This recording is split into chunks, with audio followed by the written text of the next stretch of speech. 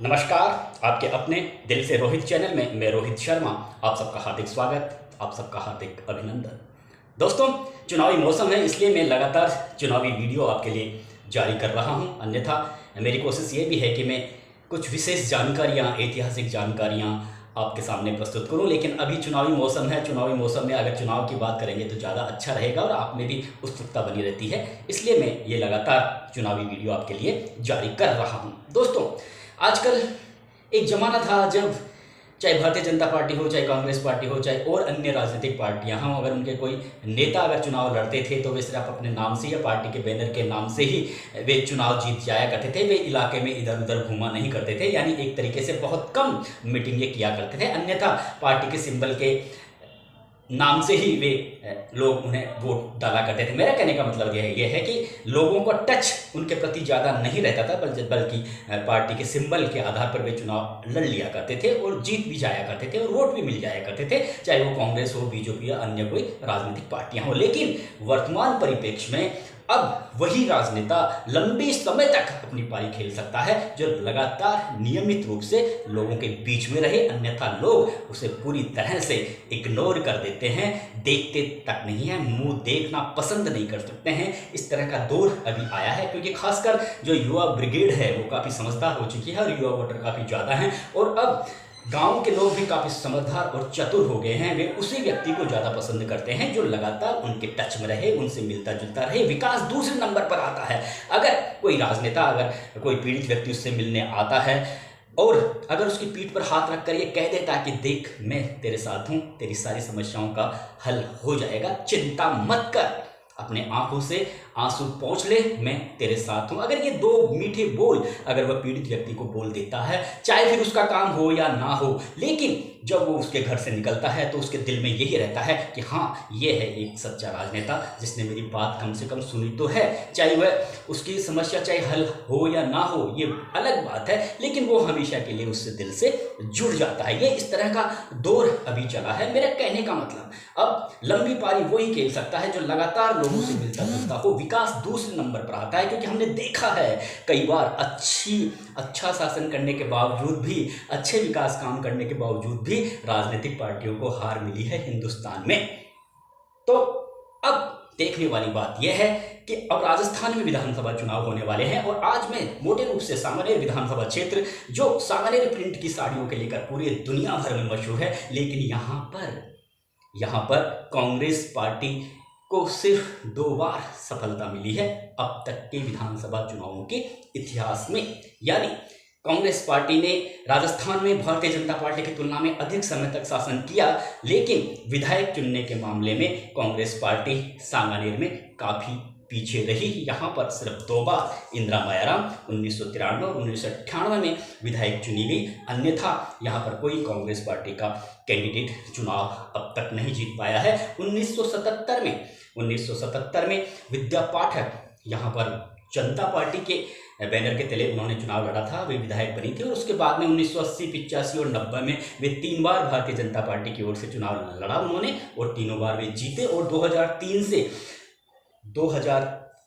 से 2018 तक घनश्याम तिवारी, जो भाजपा के कद्दावर नेता है, वर्तमान में राज्यसभा के सांसद है, उन्होंने यहाँ से चुनाव लड़ा और वो जीते, यानी एक तरीके से उन्होंने भी हैट्रिक बनाई। लेकिन 2018 के विधानसभा चुनावों से पहले उन्होंने भारतीय जनता पार्टी से नाता तोड़ लिया था और वे अपनी पार्टी के बैनर के तले उन्होंने यहाँ से चुनाव लड़ा था, लेकिन उन्हें सिर्फ 17,000 वोट मिले थे। लेकिन सबसे मजे वाली बात यह है कि यहाँ पर कांग्रेस पार्टी के जो प्रत्याशी थे, पुष्पेंद्र भारद्वाज, जो राजस्थान यूनिवर्सिटी के पूर्व अध्यक्ष रह चुके हैं, उन्हें करीब 72,000 से ज़्यादा वोट मिले। यानी 2020 से लेकर अब तक कांग्रेस पार्टी के उम्मीदवारों को विभिन्न विधानसभा चुनावों में 50,000 से कम वोट मिले थे, लेकिन पुष्पेंद्र भारद्वाज को 72,000 वोट मिले और कांग्रेस पार्टी को 2018 के विधानसभा चुनाव में जो मत प्रतिशत है हासिल करने का, उसमें भी करीबन 7% इजाफा हुआ था। तो यानी कहीं ना कहीं पुष्पेंद्र भारद्वाज, जो लगातार विगत 15-20 सालों से सांगानेर क्षेत्र में सक्रिय रहे, लोगों से मिलते जुलते रहे,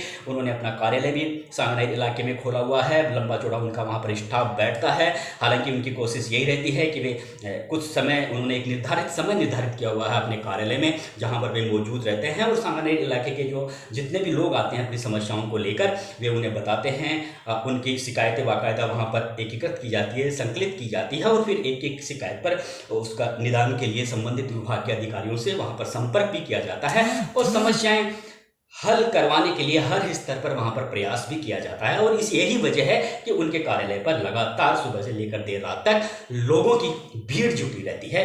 पिछले 5 साल में भी हमने यही देखा और उससे पहले के 5 साल में भी हमने यही देखा कि पुष्पेंद्र भारद्वाज के यहाँ जो उनका निजी कार्यालय है वहाँ पर लोगों की भीड़ रहती है। और इसके अलावा वे लगातार अपने इलाकों में सक्रिय रहते हैं, बाकायदा अपना कार्यक्रम बनाते हैं। देखिए 2018 में जब चुनाव हारे तो उसके अगले दिन ही वे अपने इलाके में दौरे पर निकल पड़े। हालांकि झटका उन्हें लगा, हार के कई कारण थे। हार के कारण में एक बड़ा कारण ये भी था कि जो कांग्रेस पार्टी में जो भीतरघात की स्थिति बनी हुई है, वैसे पूरे प्रदेश की अलग कई विधानसभा क्षेत्रों में भीतरघात की स्थिति बनी हुई थी। सांगानेर में भी ऐसा ही था। और यह हो जाता है, अगर कोई टिकट की दावेदारी पेश करता है, अगर उससे टिकट नहीं मिलता है तो वह अंदर से उस उम्मीदवार के खिलाफ जरूर हो जाता है। तो ये एक बड़ा कारण रहा था कि वहाँ पे कुछ जो सांगानेर में कांग्रेस पार्टी कुछ कद्दावर नेता थे, वे थोड़ा दिल से पुष्पेंद्र भारद्वाज के साथ नहीं लग पाए थे, जिसकी वजह से वहाँ पर उन्हें डिफीट खानी पड़ी। हालांकि हार का जो अंतर था वो भी ज़्यादा था, लेकिन मजे वाली बात यह है और एक गौर करने वाली बात यह है कि उन्होंने वहाँ पर बड़ी तादाद में वोट हासिल किए। तो यही वजह है कि अब वे चुनाव हारे हैं, लेकिन कांग्रेस पार्टी के जो तमाम रणनीतिकार हैं, जो प्रदेश कांग्रेस कार्यालय में बैठे हैं, वहाँ पर दिल्ली में AICC के दफ्तर में बैठते हैं, उन सबकी निगाहों में पुष्पेंद्र भारद्वाज हैं। और सबसे एक बड़ी बात ये भी है कि अभी वे वर्तमान में गोविंद सिंह डोटासरा की जो संगठन की टीम है उसमें भी वे अच्छे बड़े पदों पर हैं, महासचिव पद पर हैं। और इससे पहले भी डोटासरा ने उन्हें जो राजसमंद जिले का प्रभार सौंपा था, तो वहाँ भी पुष्पेंद्र भारद्वाज वहाँ के कांग्रेस जनों में काफ़ी लोकप्रिय हो गए थे। मैंने ये देखा है, मैं खुद वहाँ पर राजसमंद जिले में कुछ दिनों के लिए वहाँ पर गया था। तो सांगानेर इलाके में ही नहीं बल्कि वहाँ राजसमंद में भी उन्होंने एक बहुत बड़ी वहाँ पर सक्रिय टीम वहाँ पर खड़ी कर दी थी। तो कहने का मतलब चुनावी मैनेजमेंट में, पार्टी के संगठन में और लोगों से मिलने जुलने का जो सिलसिला उन्होंने बना रखा है, उसकी वजह से इलाके के लोग उन्हें अघोषित विधायक भी कहते हैं। अब देखिए, कांग्रेस पार्टी की गवर्नमेंट थी और अगर कांग्रेस पार्टी का कोई नेता या जिसने चुनाव लड़ा है वो चुनाव हार गया है, अगर मुख्यमंत्री अशोक गहलोत के पास जाते हैं तो निश्चित रूप से वे उस जो वहाँ पर ज्ञापन सौंपने जाते हैं गहलोत को, या अपने इलाके की जो समस्याओं को लेकर गए हैं पिछले 5 साल में, तो गहलोत ने उन सभी लोगों की, कांग्रेस जनों की तकलीफ हैं उनको सुना है, उनके ज्ञापन पर गौर भी किया है। और ये ऐसा नहीं है कि उन्होंने सांगानेर में ही गौर किया है, तब तमाम विधानसभा क्षेत्रों में उन्होंने अपने पार्टी के विधायकों की राय के आधार पर या फिर जिन विधायकों ने कांग्रेस पार्टी का सपोर्ट किया उन सब का उन्होंने खूब मान सम्मान रखा है और खूब उनकी हिफाजत की है और उनकी मांगों के अनुरूप ही उन्होंने वहाँ पर विकास कामों की सौगात दी है। तो इसी तरह से सांगानेर में भी पुष्पेंद्र भारद्वाज लगातार वे कार्यक्रम बनाकर अलग अलग गली मोहल्लों में जाया करते थे, कॉलोनियों में जाया करते थे। तो जहाँ जहाँ उन्हें जो समस्याएं दिखी उन तमाम समस्याओं को उन्होंने वहाँ पर गहलोत के समक्ष रखा। तो बड़े पैमाने पर सांगानेर में काम भी हुए हैं और इन कामों के लोकार्पण और उद्घाटन समारोह में कई बार हमें टकराव के हालात भी देखने पड़े, जब यहाँ के स्थानीय विधायक अशोक लाहोटी भी काफ़ी नाराज़ दिखे। हालांकि वे कहते हैं कि ये जो विकास काम हुए हैं ये मेरी वजह से हुए हैं, मैंने राजस्थान विधानसभा में दमदार तरीके से अपनी बातें रखी। हालांकि अशोक लाहोटी भी राजस्थान यूनिवर्सिटी के काफ़ी पूर्व अध्यक्ष रह चुके हैं, काफ़ी सक्रिय और काफ़ी दबंग नेता माने जाते हैं और राजस्थान विधानसभा में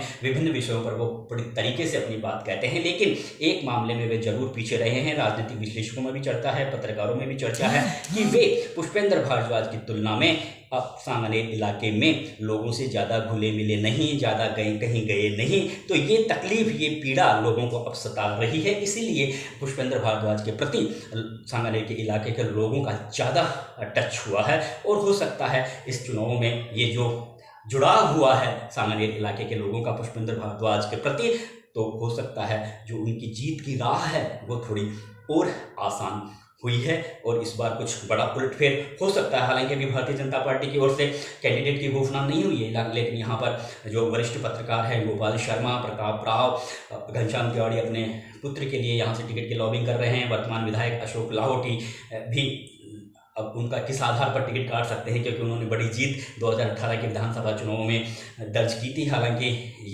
जो नेगेटिव धारणा लोगों की बनी हुई है, इस तरह की शिकायतें भारतीय जनता पार्टी के प्रदेश कार्यालय में भी गई है, दिल्ली में भी गई है कि अशोक लाहोटी को लेकर लोगों में थोड़ी नाराज़गी थी, थोड़ी नहीं बहुत ज़्यादा नाराज़गी थी कि वे लोगों से मिलते जुलते नहीं हैं। तो हो सकता है कुछ बदलाव भारतीय जनता पार्टी यहाँ से उम्मीदवारों को खड़ा करने में इस बार कर दे। लाहोटी को कोई अच्छा उनके लिए मौका तलाश कर या तो रख लिया है या फिर आगे आने वाले दिनों में उनको कोई अच्छा मौका दे सकते हैं। फिलहाल मैं उस विषय पर अपने इस वीडियो को लेकर नहीं जा रहा।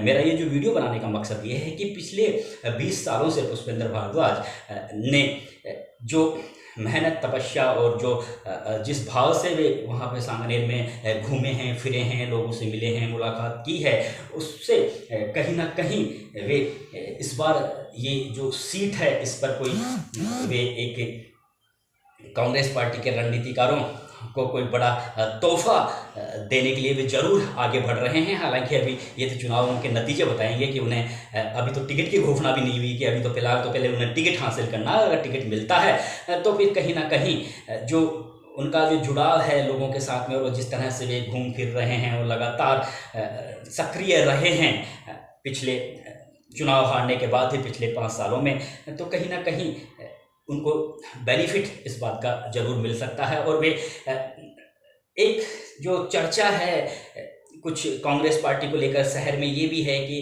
जिस तरह से जयपुर बम धमाके हुए थे और उसमें फिर बाद में वो तमाम जो आरोपी पकड़े थे पुलिस ने वे सब बरी हो गए हैं। कांग्रेस पार्टी ने की जो सरकार है, गैर वो सरकार है, उन्होंने ठीक तरह से कोर्ट में पक्ष नहीं रखा, जिसकी वजह से जो बम कांड के जो दोषी व्यक्ति थे वे सब बरी हो गए। तो इसको लेकर इस तरह की राजनीतिक हलकों में भी चर्चा है, पब्लिक में भी चर्चा है कि कांग्रेस पार्टी के प्रत्याशियों को जयपुर की सभी सीटों पर जो एक कह सकते हैं कि एक समुदाय विशेष के या फिर हिंदू समुदाय के जो लोग हैं उनमें कहीं ना कहीं नाराजगी छाई हुई है। लेकिन सांगानेर में अगर हम ये देखें तो इस बात को पुष्पेंद्र भारद्वाज बहुत पहले अच्छी तरह से समझते थे। वे बराबर सामाजिक सरोकारों के कामों में वहाँ पर उन्होंने हिस्सा लिया है। बड़े बड़े साधु महंत का उन्होंने सम्मान किया है।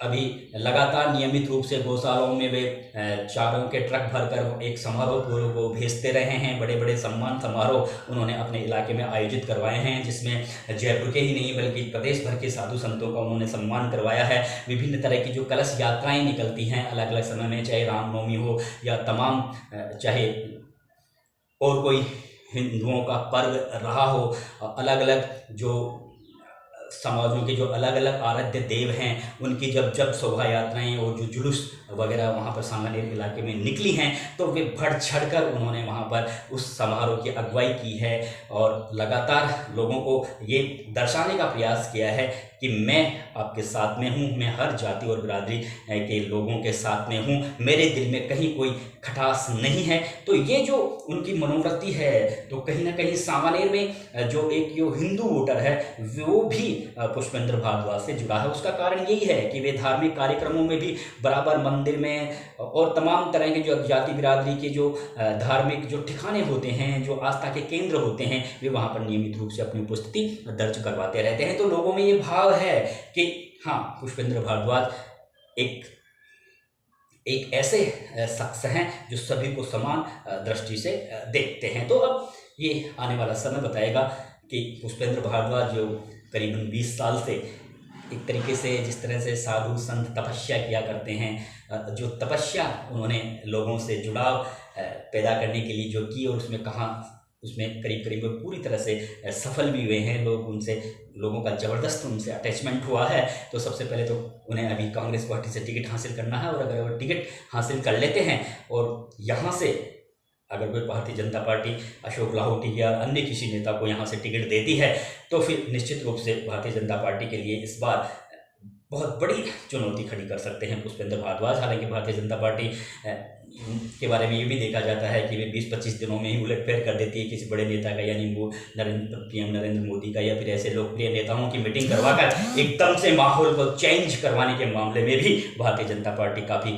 निपुण रही है। और सबसे देखने वाली बात यहाँ पर यह रही कि सांगानेर में भारतीय जनता पार्टी एक बहुत बड़ा गढ़ रही है। तो इतनी जल्दी पुष्पेंद्र भारद्वाज के जीत के दावे नहीं किए जा सकते, इसके लिए अभी उन्हें और काफ़ी मेहनत करनी होगी। और फिलहाल तो अब ये देखना है कि जब 2023 के विधानसभा चुनाव के नतीजे आएंगे तो ये जो पुष्पेंद्र भारद्वाज ने जो वहाँ पर मेहनत की है, तपस्या की है, उसका फल उन्हें मिलता है या नहीं, ये काफ़ी दिलचस्प विषय होगा। हालांकि कांग्रेस के जो हालांकि भारतीय जनता पार्टी में इस तरह की चर्चाएं नहीं है कि पुष्पेंद्र भारद्वाज भारी उम्मीदवार हैं, और इस तरह की कोई चर्चाएं भी वहाँ पर नहीं करता। लेकिन कांग्रेस पार्टी के में ही कुछ नेता ऐसे हैं जो बराबर उन्हें बाहरी उम्मीदवार बताकर उन्हें टिकट देने का विरोध भी कर रहे हैं। तो हो सकता है अभी जो भीतरघात की स्थिति कांग्रेस पार्टी में बनी हुई है सांगानेर में, वो अभी दूर नहीं हुई है। तो कहीं ना कहीं सांगानेर में जो ये जो हार मिल रही है, वो कहीं ना कहीं कांग्रेस पार्टी में जो भीतरघात की स्थिति बनी हुई है, वो भी एक बहुत बड़ा कारण है। तो अगर कांग्रेस पार्टी में जब तक ये भीतरघात की स्थिति दूर नहीं होगी, हालांकि पुष्पेंद्र भारद्वाज का भी मिलनसार नेता हैं, सब है काफ़ी सबको पूरा सम्मान देते हैं, सबको बोलने का मौका देते हैं, पूरा सम्मान देते हैं, बुजुर्ग कांग्रेस जनों का सम्मान करते हैं। लेकिन देखिए ये राजनीति है, और राजनीति में हर आदमी आगे बढ़ने की कोशिश करता है, हर आदमी विधायक बनना चाहता है, सांसद बनना चाहता है। तो ये भी एक तरीके से हर आदमी की मनोवृत्ति होती है। तो जब उसे टिकट नहीं मिलता है तो अपने आप ही उसके मन में थोड़ी पीड़ा और कष्ट होता है, इसलिए वो बगावत भी कर देता है। खैर अब देखना यह है कि कांग्रेस पार्टी किसे यहाँ से टिकट देती है। वैसे ऐसा माना जा रहा है कि पुष्पेंद्र भारद्वाज कांग्रेस पार्टी के प्रत्याशी रहेंगे, लेकिन दिलचस्प विषय ये रहेगा कि पुष्पेंद्र भारद्वाज जो 20 साल से मेहनत कर रहे हैं सांगानेर इलाके में, और राजनीतिक हलकों में तो चर्चा ये भी है कि विधायक नहीं होते हुए कि अगर राजस्थान में अगर कोई नेता लगातार पिछले 5 साल में लोगों से लगातार मिलता रहा, हर दिन मिलता रहा, तो एक अकेले पुष्पेंद्र भारद्वाज हैं जो पूरे राजस्थान में लोगों से अपने इलाके में मिलते रहे। अपना जो इलाका था उनका विधानसभा क्षेत्र का, पुष्पेंद्र भारद्वाज बिना विधायक पद पर होते हुए भी वे लगातार मिलते रहे। तो ये एक तरीके से सबकी निगाहें हैं इस विषय पर, पुष्पेंद्र भारद्वाज के इस जो उन्होंने ये जो काम किया है और जो उन्होंने लगन दिखाई है, इस पर सबकी निगाहें हैं। दिल्ली में बैठे कांग्रेस पार्टी के नेताओं की भी निगाहें हैं, और कांग्रेस पार्टी के जो राजस्थान में जो रणनीतिकार हैं उनकी भी निगाहें हैं। इसलिए ऐसा थोड़ा माना जा रहा है कि इस बार पुष्पेंद्र भारद्वाज जो गत बार 72,000 वोट मिले थे, तो इस बार वो उनसे कहीं आगे वे वोट हासिल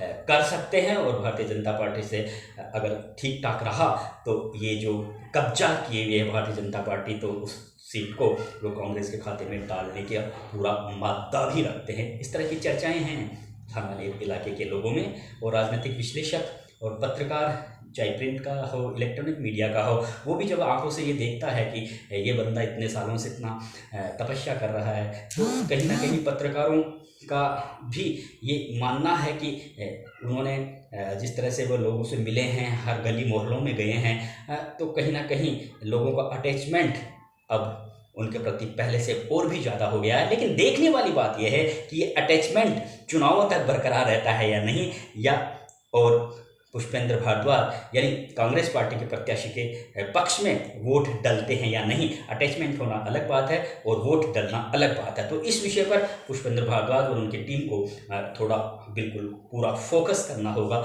चुनावों तक। अब ये तो आने वाला समय बताएगा कि पुष्पेंद्र भारद्वाज को अगर कांग्रेस पार्टी चुनाव मैदान में उतारती है तो उन्होंने ये जो तपस्या की है उसका फल उन्हें मिलता है या नहीं। नमस्कार दोस्तों, एक बार फिर मैं कल एक नए वीडियो के साथ आपके सामने हाजिर हूँगा। अगर आपको मेरी रिपोर्ट्स, मेरा ये प्रस्तुतिकरण अच्छा लगे तो आप मेरे चैनल को भी ज़रूर सब्सक्राइब कीजिएगा। नमस्कार दोस्तों।